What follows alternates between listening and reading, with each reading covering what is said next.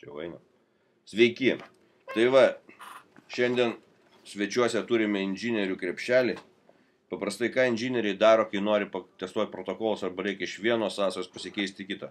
Taisyklė visą laiką turi maiteką, nes nežino, ar tu rasi objekte. Toliau turi keitiklius į optiką. Čia yra optika, čia yra 232-485, kad iškonvertuoja. Tada turi kokį nors 232-485 keitikliuką su krūva visokių dar džemperių, kur reikia skaityti instrukcijas, čia instrukcija yra ant galo. Tada turi, kad prie kombo prisijungti RS232 keitiklį į USB. Ką dar čia turi? Na, žodžiu, turi va tokį va maišą, visokio šūdo nereikalingo.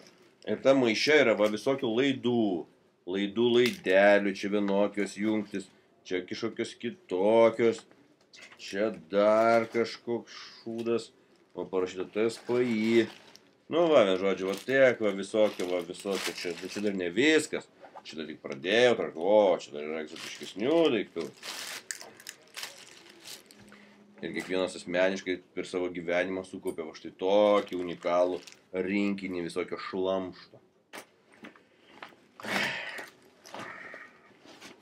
Ai, dar kad matyti, kas vyksta, jis dar turi va tokį va daiktą, čia pasirodo radau. Ačiū, šis nesąmonė.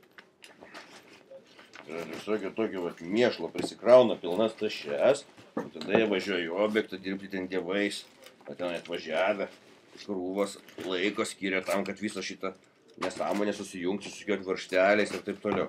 Bet mes į viską šitą šiandien pažiūrėsime kitai.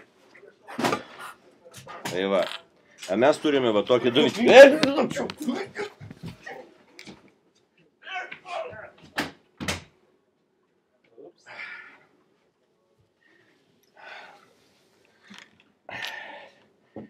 Va, inžinierių džiaugsmas, visi nori turėti, bet ne visiems pavyksta gauti.